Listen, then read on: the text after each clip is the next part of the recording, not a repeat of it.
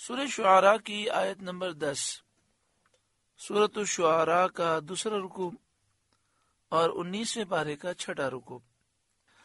اللہ رب العالمین نے ارشاد فرمایا وَإِذْ نَادَى رَبُّكَ مُوسَىٰ، اور یاد کرو جب تمہارے رب نے موسیٰ کو ندا فرمائی، أَنِ ائْتِ الْقَوْمَ الظَّالِمِينَ، کہ ظالم لوگوں کے پاس جا۔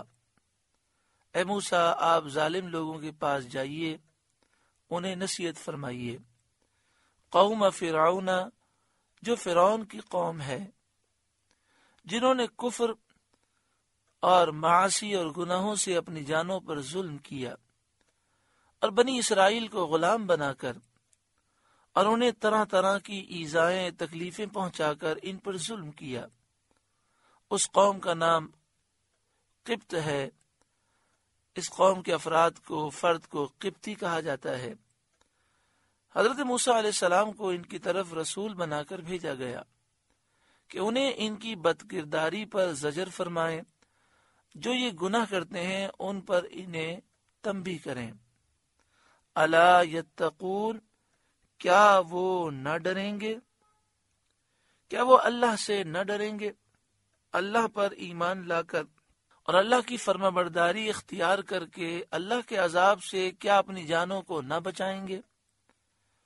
اس پر حضرت موسیٰ علیہ السلام نے بارگاہ الہی میں عرض کی، قال، موسیٰ نے عرض کی، ربی، اے میرے رب، انی اخاف ان یکذبون، میں ڈرتا ہوں کہ وہ مجھے جھٹلائیں گے، ویضیق صدری، اور میرا سینہ تنگی کرتا ہے، ان کے جھٹلانے سے میرا سینہ تنگ ہوتا ہے، وَيَضِيقُ صَدْرِي، اور میرا سینہ تنگی کرتا ہے، وَلَا يَنطَلِقُ لِسَانِي، اور میری زبان نہیں چلتی، یعنی گفتگو کرنے میں کسی قدر تکلف ہوتا ہے۔ حضرت موسیٰ علیہ السلام کا واقعہ ہم پہلے سن چکے ہیں کہ فرعون کی گود میں تھے۔ اس وقت آپ کی عمر شریف بہت کم تھی۔ فرعون جس طرح بچوں کو بٹھا کر لوگ اپنے گود میں کھلاتے ہیں، فرعون آپ سے کھیل رہا تھا تو آپ نے اسے تھپڑ مار دیا۔ بچے کی تھپڑ میں زور نہیں ہوتا، لیکن چونکہ موسیٰ علیہ السلام کے ہاتھ میں نبوت کا جلال تھا تو فرعون گھبرا گیا اور اس نے کہا کہ یہ وہی بچہ ہے جو میری سلطنت کو برباد کرے گا، میں اسے قتل کر دوں گا۔ تو فرعون کی بیوی حضرت آسیہ رضی اللہ تعالی عنہا، جو بعد میں ایمان لے آئیں، انہوں نے فرعون سے کہا کہ بچہ بچہ ہوتا ہے، اگر آپ کو تجربہ کرنا ہے تو ایک طرف آگ رکھ دیں، ایک طرف یاقوت سرخ رکھ دیں، بچہ آگ کی طرف بڑھتا ہے۔ تو فرعون نے کہا کہ اگر یہ آگ کی طرف نہیں بڑھے گا اور یاقوت سرخ موتی کی طرف بڑھے گا تو میں اسے قتل کر دوں گا۔ حضرت موسیٰ علیہ السلام کے سامنے دونوں چیزیں رکھی گئیں۔ آپ یاقوت سرخ کی طرف بڑھے تو فرشتہ آیا اور بعد میں کہا حضرت جبریل آئے اور انہوں نے موسیٰ علیہ السلام کا رخ آگ کی طرف کیا، آپ کا ہاتھ پکڑ کے آگ میں ڈالا اور آپ نے ایک انگارہ پکڑ کر اپنے منہ میں رکھ لیا، جس سے آپ کی زبان میں لکنت پیدا ہو گئی۔ بعض مفسرین نے فرمایا کہ یہ لکنت ایسی تھی کہ حضرت موسیٰ علیہ السلام کو محسوس ہوتی تھی اور آپ کو بولنے میں تکلف ہوتا تھا، تکلیف ہوتی تھی، لیکن سننے والے کو یہ لکنت محسوس نہیں ہوتی تھی، کیونکہ لکنت ایک عیب ہے اور اللہ تبارک و تعالی اپنے نبیوں کو عیب سے پاک پیدا فرماتا ہے۔ نبی ان عیبوں سے پاک ہوتے ہیں جنہیں لوگ اچھا نہیں سمجھتے، تو اس لیے فرمایا کہ وہ لکنت آپ خود محسوس کرتے تھے، بولنے میں تکلف ہوتا تھا، لیکن سامنے والے پر آپ کی گفتگو میں اٹک ظاہر نہیں ہوتی تھی۔ وَلَا يَنطَلِقُ لِسَانِي، اور میری زبان نہیں چلتی، یعنی گفتگو کرنے میں کسی قدر تکلف ہوتا ہے۔ فَأَرْسِلْ إِلَىٰ هَارُونَ، تو ہارون کو بھی رسول کر تاکہ وہ تبلیغ رسالت میں میری مدد کریں۔ اس وقت حضرت موسیٰ علیہ السلام کو شام میں نبوت عطا کی گئی اور اس وقت حضرت ہارون علیہ السلام مصر میں تھے۔ شام سے مراد یہ ہے کہ حضرت موسیٰ علیہ السلام مدین سے مصر کی طرف آ رہے تھے، تو راستے میں جو شام کا علاقہ ہے وہاں پر کوہ طور پر آپ نے اللہ تعالی سے ہم کلام ہونے کا شرف حاصل کیا. وہاں آپ کو مفسرین نے فرمایا کہ نبوت عطا کی گئی. آگے ارشاد فرمایا وَلَهُمْ عَلَيَّ ذَنْبٌ، اور ان کا مجھ پر ایک الزام ہے کہ میں نے قبطی کو مارا تھا. اس کا واقعہ آپ پہلے سن چکے ہیں کہ حضرت موسیٰ علیہ السلام اس فرعونی شخص کو ظلم سے روک رہے تھے جو ایک بنی اسرائیل ایک مسلمان کو مار رہا تھا. جب وہ رکا نہیں تو آپ نے آہستہ سے مکہ رسید کیا تاکہ یہ دور ہٹ جائے، لیکن آپ کی توجہ نہ رکھی. اس مکے میں جلال نبوت تھا تو اس سے وہ جو فرعونی تھا ہلاک ہو گیا. وَلَهُمْ عَلَيَّ ذَنْبٌ، اور ان کا مجھ پر ایک الزام ہے کہ میں نے ایک قبطی کو فرعونی کو مارا تھا. فَأَخَافُ أَن يَقْتُلُونَ، تو میں ڈرتا ہوں کہیں مجھے قتل کر دیں، یعنی کہیں اس قبطی فرعونی کے بدلے میں فرعون اور اس کے درباری مجھے قتل کر دیں گے. قال کلا، اللہ نے فرمایا یوں نہیں، وہ تمہیں قتل نہیں کر سکتے. اور اللہ تعالیٰ نے حضرت موسیٰ علیہ السلام کی درخواست منظور فرما کر حضرت ہارون علیہ السلام کو بھی نبی کر دیا اور دونوں کو حکم دیا فَاذْهَبَا بِآيَاتِنَا إِنَّا مَعَكُمْ مُسْتَمِعُونَ، تم دونوں میری آیتیں لے کر جاؤ، ہم تمہارے ساتھ سنتے ہیں. جو تم کہو اور جو تمہیں جواب دیا جائے ہم سنتے ہیں. فَأْتِيَا فِرْعَوْنَ، تو فرعون کے پاس جاؤ. فَقُولَا، پھر اس سے کہو إِنَّا رَسُولُ رَبِّ الْعَالَمِينَ، ہم دونوں اس کے رسول ہیں جو رب ہے سارے جہاں کا. ان ارسل معنا بنی اسرائیل، کہ تو ہمارے ساتھ بنی اسرائیل کو چھوڑ دے تاکہ ہم بنی اسرائیل کو سرزمین شام میں لے جائیں. فرعون نے 400 سال تک بنی اسرائیل کو غلام بنائے رکھا تھا. ایک روایت یہ ہے کہ اس وقت بنی اسرائیل کی تعداد 6,30,000 تھی. اللہ تعالیٰ کا یہ حکم پا کر حضرت موسیٰ علیہ السلام مصر کی طرف روانہ ہوئے. آپ پشمینہ کا جبہ پہنے ہوئے تھے، دستے مبارک میں ہاتھ مبارک میں عصا تھا. عصا کے سرے پر، لاٹھی کے سرے پر زنبیل لٹکی تھی، تھیلی لٹکی ہوئی تھی جس میں سفر کا توشہ سامان تھا. اس شان سے آپ مصر میں پہنچ کر اپنے مکان میں داخل ہوئے. حضرت ہارون علیہ السلام وہیں تھے. آپ نے انہیں خبر دی کہ اللہ تعالیٰ نے مجھے رسول بنا کر فرعون کی طرف بھیجا ہے اور آپ کو بھی رسول بنایا ہے کہ فرعون کو اللہ کی طرف دعوت دو. اس روایت میں تو یہ ہے کہ حضرت ہارون اس وقت گھر میں تھے، اور ایک دوسری تفسیر اور روایت میں یہ ہے کہ حضرت موسیٰ علیہ السلام طور سے جب چلے تو وہاں مصر میں حضرت ہارون پر وحی نازل ہوئی اور وہ بھی چلے، اور مصر سے باہر ایک منزل کے فاصلے پر دونوں کی ملاقات ہوئی. پھر دونوں ساتھ اپنے گھر پہنچے. تو جب اس روایت میں یہ ہے کہ جب آپ اپنے گھر پہنچے تو حضرت ہارون گھر میں تھے. انہوں نے اطلاع دی. یہ سن کر آپ کی والدہ صاحبہ گھبرائیں اور حضرت موسیٰ علیہ السلام سے کہنے لگیں کہ فرعون تمہیں قتل کرنے کے لیے تمہاری تلاش میں ہے. جب تم اس کے پاس جاؤ گے تو تمہیں قتل کرے گا. لیکن حضرت موسیٰ علیہ السلام ان کے یہ فرمانے سے نہ رکے اور حضرت ہارون کو ساتھ لے کر رات کے وقت فرعون کے دروازے پر پہنچے. دروازہ کھٹکھٹایا. پوچھا آپ کون ہیں؟ حضرت موسیٰ علیہ السلام نے فرمایا میں ہوں موسیٰ رب العالمین کا رسول. فرعون کو خبر دی گئی اور صبح کے وقت آپ بلائے گئے. آپ نے پہنچ کر اللہ تعالیٰ کا پیغام پہنچایا اور فرعون کے پاس جو حکم پہنچانے پر آپ مامور کیے گئے تھے وہ پہنچایا. فرعون نے آپ کو پہچانا پہچاننے کے بعد وہ کہنے لگا، قالا، وہ بولا، الم نربک فینا ولیدا، کیا ہم نے تمہیں اپنے یہاں بچپن میں نہ پالا؟ وَلَبِثْتَ فِينَا مِنْ عُمُرِكَ سِنِينَ، اور تم نے ہمارے یہاں اپنی عمر کے کئی برس گزارے۔ یعنی فرعون نے کہا کہ کیا تم ہمارے احسان کو بھول گئے؟ ہم نے تمہیں بچپن میں اپنے یہاں پالا اور تم نے ہمارے یہاں بچپن کے زندگی کے کئی سال گزارے۔ مفسرین نے کہا کہ 30 سال حضرت موسیٰ علیہ السلام فرعون کے محل میں رہے۔ اس زمانے میں حضرت موسیٰ علیہ السلام فرعون کے لباس پہنتے تھے، یعنی شاہی لباس پہنتے تھے، اور اس کی سواریوں میں سوار ہوتے تھے، اور لوگ حضرت موسیٰ کو فرعون کا بیٹا سمجھتے تھے۔ فرعون کے بیٹے آپ مشہور تھے۔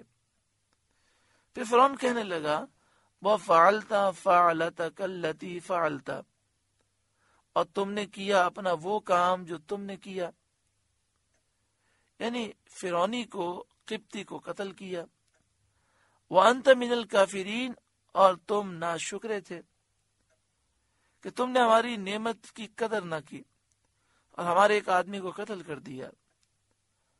قال، موسیٰ علیہ السلام نے فرمایا، فعلتها اذا وانا من الضالین، میں نے وہ کام کیا جبکہ مجھے راہ کی خبر نہ تھی، یعنی میں نہ جانتا تھا کہ گھونسا مکہ مارنے سے وہ شخص مر جائے گا۔ میرا مارنا تو تعذیب کے لیے تھا، وہ ایک مسلمان پہ ظلم کر رہا تھا، اسے اس ظلم سے باز رکھنے کے لیے تھا، میرا مارنے کا مقصد قتل کرنا نہیں تھا۔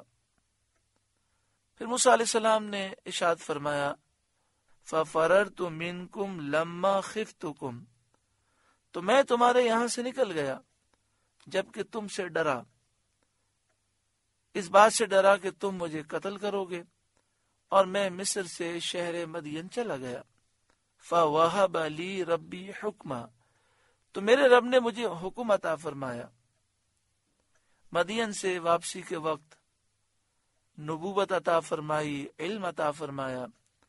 وَجَعَلَنِي مِنَ الْمُرْسَلِينَ، اور مجھے رسولوں میں سے کیا۔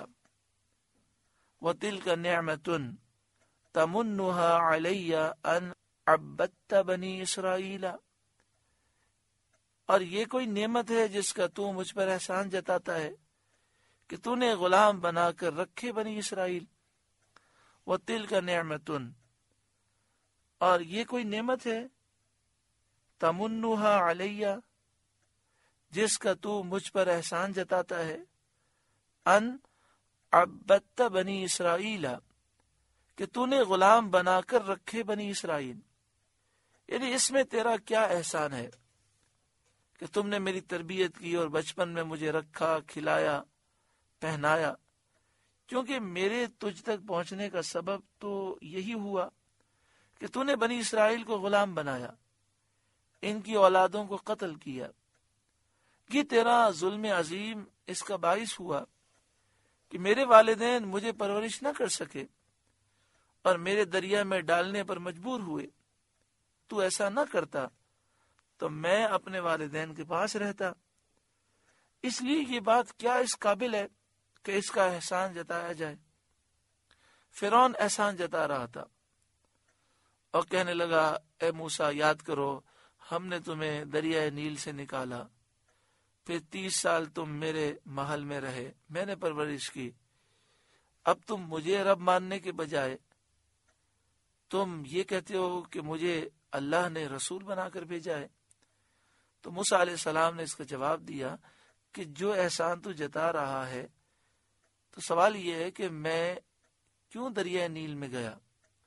اس لیے کہ تو نے ظلم کیا، 70,000 بچوں کا تو قاتل ہے، 90,000 عورتوں کے حمل تو نے ضائع کیے، میرے ماں باپ خوف زدہ تھے، تو اس لیے وہ مجبور ہو گئے، میری پرورش نہ کر سکے، اور انہوں نے مجھے دریا میں ڈال دیا، اور میں دریا نیل کے ذریعے تیرتا ہوا تیرے محل تک آ گیا، اگر تو ظلم نہ کرتا تو میرے ماں باپ میری پرورش کرتے۔ فرعون موسیٰ علیہ السلام کی اس تقریر سے لاجواب ہو گیا، اس کے بعد کوئی جواب نہیں تھا۔ اس نے اسلوب کلام بدلا، موضوع بدل دیا اور یہ گفتگو چھوڑ کر دوسری بات شروع کر دی۔ قال فرعون، فرعون بولا، وما رب العالمین، اور سارے جہاں کا رب کیا ہے؟ کون ہے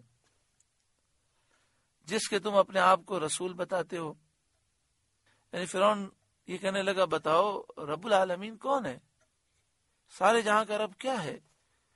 قال، موسیٰ علیہ السلام نے فرمایا، رب السماوات والارض وما بینہما، رب آسمانوں اور زمین کا اور جو کچھ ان کے درمیان ہے، ان کنتم موقنین، اگر تمہیں یقین ہو، یعنی اگر تم اشیاء کو دلیل سے جاننے کی صلاحیت رکھتے ہو تو ان چیزوں کی پیدائش اس کے وجود کی کافی دلیل ہے۔ تو یہ جو چیزیں ہیں ان میں غور کرو، ان چیزوں کی پیدائش پر غور کرو تو تمہیں یہ سمجھ آ جائے گا کہ رب العالمین کون ہے جس نے انہیں پیدا کیا۔ یہاں پہ فرمایا ان کنتم موقنین، موقنین اسے کہتے ہیں جسے ایقان ہو۔ ایقان اس علم کو کہتے ہیں جو استدلال سے حاصل ہو، دلائل کو جوڑ کر غور کرنے سے جو علم حاصل ہوتا ہے اسے ایقان کہتے ہیں، اور جسے یہ علم حاصل ہو جائے اسے موقن کہتے ہیں۔ کیونکہ اللہ تبارک و تعالیٰ کا علم ہمیشہ سے ہے اور ہمیشہ رہے گا، اس لیے اللہ تعالیٰ کی شان میں موقن نہیں کہا جاتا، اللہ کو موقن کہنا منع ہے۔ ہم اللہ کو عالم الغیب والشہادہ کہیں، کیونکہ موقن یہ ایقان سے ہے، اور ایقان اس علم کو کہتے ہیں جو دلائل میں غور و فکر کر کے استدلال کر کے جو علم حاصل ہوتا ہے اسے ایقان کہتے ہیں۔ قال لمن حولہ الا تستمعون، اپنے آس پاس والوں سے بولا کیا تم غور سے سنتے نہیں؟ اس وقت اس کے گرد اس کی قوم کے اشراف میں سے، یعنی سرداروں مالداروں میں سے 500 شخص زیوروں سے آراستہ سونے کی کرسیوں پر بیٹھے تھے۔ ان سے فرعون کا یہ کہنا کیا تم غور سے نہیں سنتے، اس کا مطلب یہ تھا کہ وہ آسمان و زمین کو قدیم سمجھتے تھے۔ جب موسیٰ علیہ السلام نے فرمایا کہ آسمان و زمین کو بنانے والا وہ رب العالمین ہے، اور آسمان و زمین کے درمیان جو چیزیں ہیں اسے بھی اللہ نے بنایا، وہ تو یہ سمجھتے تھے فرعون اور فرعونی کہ آسمان و زمین ہمیشہ سے ہیں، اور اس آسمان و زمین کے حدوث کے منکر تھے۔ حدوث کا مطلب ہوتا ہے پہلے نہ تھے، وہ چیزیں پہلے نہ تھیں بعد میں بنی، تو یہ اس چیز کے منکر تھے، یہ سمجھتے تھے کہ آسمان و زمین ہمیشہ سے ہیں۔ اور مسلمانوں کا عقیدہ یہ ہے کہ آسمان و زمین کا وجود پہلے نہ تھا، اللہ نے انہیں پیدا کیا۔ مطلب یہ تھا کہ جب یہ چیزیں قدیم ہیں، ہمیشہ سے ہیں، تو ان کے بنانے کے لیے رب کی کیا حاجت، کیا ضرورت۔ اب حضرت موسیٰ علیہ نبینا علیہ الصلوۃ والسلام نے ان چیزوں سے استدلال پیش کرنا چاہا جن کا حدوث اور جن کی فنا مشاہدے میں آ چکی ہے۔ یعنی لوگ اپنی آنکھوں سے دیکھتے ہیں کہ فلاں پیدا ہوا، فلاں مر گیا، تو جن کا حدوث سامنے ہے کہ وہ ہمیشہ سے نہیں ہے، پھر فنا بھی سامنے ہے کہ ہمیشہ نہیں رہے گا۔ تو حضرت موسیٰ علیہ السلام نے ان چیزوں سے استدلال فرمایا۔ پھر آیت کریمہ کو سنیں، قال لمن حولہ الا تستمعون، اپنے آس پاس والوں سے بولا کیا تم غور سے سنتے نہیں؟ قال ربکم ورب آبائکم الاولین، موسیٰ نے فرمایا رب تمہارا اور تمہارے اگلے باپ داداؤں کا۔ یعنی اگر تم دوسری چیزوں سے استدلال نہیں کر سکتے، نہیں سمجھ سکتے، تو خود تمہارے نفوس سے استدلال پیش کیا جاتا ہے۔ تم اپنے آپ پر غور کرو، اپنے آپ کو جانتے ہو، پیدا ہوئے ہو، اپنے باپ دادا کو جانتے ہو کہ وہ فنا ہو گئے، تو اپنی پیدائش سے اور ان کی فنا سے پیدا کرنے اور فنا کر دینے والے کے وجود کا ثبوت ملتا ہے کہ پیدا کرنے والا بھی اللہ ہے اور سب کو فنا کرنے والا بھی اللہ ہے۔ قال، فرعون بولا، ان رسولکم الذی ارسل الیکم لمجنون، تمہارے یہ رسول جو تمہاری طرف بھیجے گئے ہیں ضرور عقل نہیں رکھتے، ضرور مجنون ہیں، نعوذ باللہ من ذالک۔ فرعون نے یہ اس لیے کہا کہ وہ اپنے سوا کسی معبود کے وجود کا قائل نہ تھا۔ وہ کہتا تھا کہ میں ہی خدا ہوں، میرے سوا کوئی خدا نہیں، اور جو اس کے معبود ہونے کا اعتقاد نہ رکھے، جو اسے خدا نہ سمجھے، وہ اسے خارج از عقل کہتا تھا کہ یہ عقل نہیں رکھتا، یہ پاگل ہے، یہ مجنون ہے۔ حقیقتاً اس طرح کی گفتگو عجز کے وقت آدمی کی زبان پر آتی ہے، جب آدمی لاجواب ہو جاتا ہے اور کوئی جواب نہیں ہوتا تو وہ اس طرح کی گفتگو کرتا ہے۔ فرعون اس موقع پر لاجواب ہو گیا، لیکن حضرت موسیٰ علیہ السلام نے فرض ہدایت اور ارشاد کو علی وجہ الکمال ادا کیا، اور اس کی تمام لایانی گفتگو کے باوجود پھر مزید بیان کی طرف متوجہ ہوئے، یعنی اس کی فضول باتوں کی طرف آپ نے توجہ نہ دی اور آپ نے اپنا درس جاری رکھا۔ قال، موسیٰ نے فرمایا، رب المشرق والمغرب وما بینہما، رب مشرق کا اور مغرب کا اور جو کچھ ان کے درمیان ہے، کیونکہ مشرق سے سورج کا طلوع کرنا اور مغرب میں غروب ہو جانا اور سال کی فصلوں میں ایک حساب معین پر چلنا، سال کے موسم اور موسم کے لحاظ سے جو زراعت اور جو پودے اور جو پھل اور اناج ہیں ان کا ایک معین حساب پر چلنا، ہواؤں اور بارشوں وغیرہ کے نظام، یہ سب اللہ کے وجود اور اللہ کی قدرت پر دلالت کرتے ہیں۔ ان کنتم تعقلون، اگر تمہیں عقل ہو تو غور و فکر کرو اور مان لو کہ اللہ رب العالمین ہے، اس کے سوا کوئی خدا الہ معبود نہیں۔ اب فرعون متحیر ہو گیا، حیران اور پریشان ہو گیا، اور اللہ تعالیٰ کی قدرت کے آثار کے انکار کی کوئی گنجائش اس کے سامنے باقی نہ رہی، آثار قدرت الہی کے انکار کی راہ باقی نہ رہی، اور کوئی جواب اس سے بن نہ آیا۔ قال، بولا، لئن اتخذت الہا غیری، اگر تم نے میرے سوا کسی اور کو خدا ٹھہرایا، لأجعلنک من المسجونین، تو میں ضرور تمہیں قید کر دوں گا۔